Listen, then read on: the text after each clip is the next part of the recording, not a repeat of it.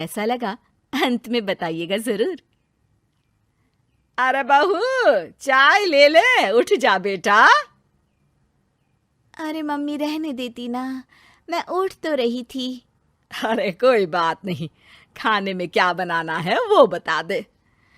देख लो माँ, कुछ भी जो ये कहे बना लेते हैं। बेटा, मैंने तो जो सब्जी थी वो काट दी है, तू बस रोटियां बना लेना। ये हर रोज सुबह का सीन था ममता के ससुराल का। एक दिन पड़ोसन कहती है, अरे बहन जी, सारा दिन काम करती रहती हो, थकती नहीं क्या आप? बहू क्या करती रहती है सारा दिन? अरे वो भी कुछ ना कुछ करती ही रहती होगी। अब इतनी भी बूढ़ी तो नहीं हूं मैं जो बैठ जाऊं कि सामने काम पड़ा है और मैं बैठी रहूं। अरे लेकिन बहू की तो आदत खराब हो जाएगी जब सारा काम आप ही कर दोगी। अरे ठीक है ना, कम उम्र में हमारी भी शादी हुई थी।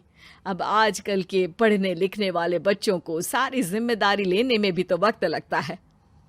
बहू है तो क्या हुआ, मेरी बेटी की उम्र की ही है ना। एक उसे भी देख लो, चाय बनाने के सिवा आता ही क्या है। ममता से सारी बात करती है। हाँ मम्मी जी ही ज्यादा काम करती हैं, इसमें कोई दो राय नहीं है। लेकिन मैं भी क्या करूं, ऑफिस और घर के बीच जो वक्त मिलता है उसी में काम कर लेते हैं, है ना। दिन बीत रहे थे। सास बहू के बीच की बॉन्डिंग अच्छी थी, लेकिन जब बहू माँ बनती है तो जो थोड़ा बहुत काम किया करती थी वो भी छोड़ देती है। बहू, ये ले, तेरे लिए बनाया है।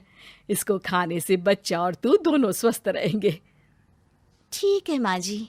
माँ जी, वो बच्चे के लिए गद्दे जो सूख रहे हैं ना छत पर, जरा ले आइए ना। तभी वहां पति आ जाता है। अरे माँ रुको, मैं ले आता हूँ, तुम मेरा खाना लगा दो। माँ किचन में चली जाती है। पता है, बगल वाली डॉली है ना, वो लोग हमारी साइड के हैं।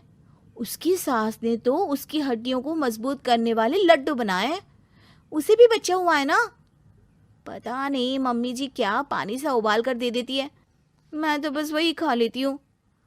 अरे तो तुम्हारे साइड बनता है तो तुम अपनी माँ से बोल दो, वो बना देंगी।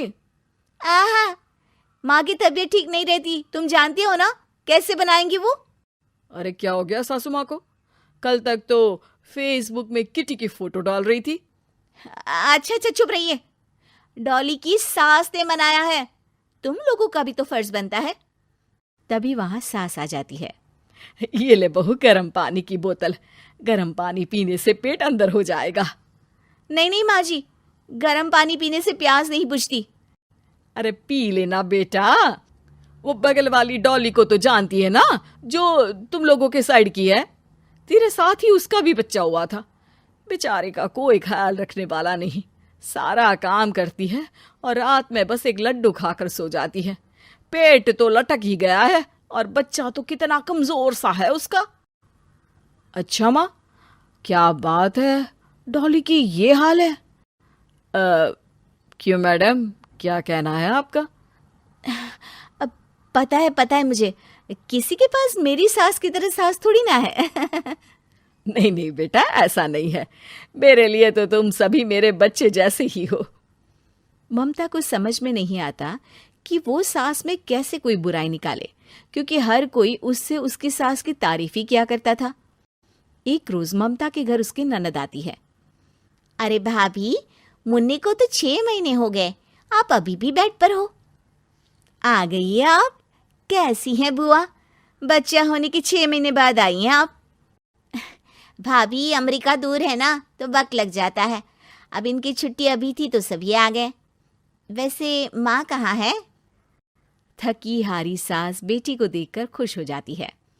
माँ, इस बार तेरा वीजा तैयार है, मेरे साथ चलने को तैयार रहना। हाँ हाँ बेटा, मैं तैयार हूँ। अरे ऐसे कैसे माँ, मैं कैसे मैनेज करूंगी? कैसे मतलब? जैसे मैंने किया अमेरिका में, आप इंडिया में कर लेना। वैसे आपका तो मायका भी पास ही में है ना। हाँ वो तो है, लेकिन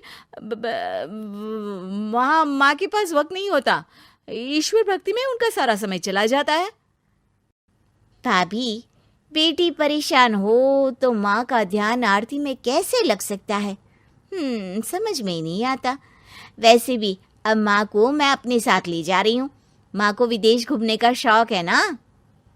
ममता मन मारकर चुप हो जाती है, लेकिन मन ही मन सोचती है कि वो कैसे सारा काम मैनेज करेगी। पति का खाना, नाश्ता, मुन्ने को नहलाना, धुलाना, फिर रात भर इसके लिए दूध तैयार करना। माँ तो सारा काम करती थी। हे भगवान, ना भाई ना। क्या हुआ भाभी? क्या सोचकर ना भी ना कर रही हो? अरे कुछ नहीं, बस बच्चे के बाद से ही कमज़ोरी ज़्यादा हो गई है ना, तो अचानक से बड़बड़ाने लगती हूँ मैं। अगले दिन ममता अपनी माँ को फ़ोन करती है। राधे राधे। माँ मैं क्या करूँ, मेरी सास तो अमेरिका जा रही है बेटी के पास। अब घर का सारा काम, बच्चा, सब कैसे मैनेज करूँगी। तू आ जाना माँ कुछ महीनों के लिए मेरे पास। अरे ना ना ममता, मेरे बस की बात नहीं है काम धाम। अरे तू तो जानती है ना, मैंने तो तेरे भाई की शादी भी गरीब गांव की लड़की से इसीलिए ही की थी कि वो चुपचाप घर का सारा काम करे। वैसे भी अब तो आदत भी नहीं रही मेरी काम करने की। ममता को माँ पर बहुत गुस्सा आता है। ठीक है माँ, देख लूंगी मैं, लेकिन मेरी मुसीबत के वक्त आप मेरा साथ नहीं दे रही है, अब भूल जाना मुझे। ममता गुस्से में आकर फोन रख देती है और रोने लगती है, लेकिन बेचारी करे भी तो क्या। अब सास और ननद दोनों घर का काम करते, नेहा आराम करती, लेकिन अब आराम में भी उसे चिंता रहती। और फिर वो दिन भी आ जाता है जब ननद का जाने का वक्त आ जाता है। भाभी मैं जा रही हूँ, अपना और मुन्ने का ख्याल रखना। ममता सास को देखती है और गले लगकर रोने लगती है। माँ जल्दी आ जाना। सास मुस्कुराकर कहती है, कहाँ से ममता, मैं कहीं नहीं जा रही। मैंने देखा कि मेरे जाने की बात से ही तू परेशान हो गई थी, इसीलिए मैंने अपना जाना कैंसिल कर दिया है। तू चिंता ना कर, मैं तेरे साथ ही रहूंगी। ममता को अपनी माँ की बात याद आती है कि कैसे उसके कहने पर भी ममता की परेशानी को समझने की बजाय उसने मना कर दिया, जबकि सास ने बिना कुछ कहे बहू की समस्या पढ़ ली। हाँ माँ, हम सब साथ चलेंगे बाद में दीदी के घर अमेरिका। आज से आप रानी बनकर रहना और मुन्ने को देखना। मैं समझ चुकी हूँ कि मेरा फर्ज क्या है।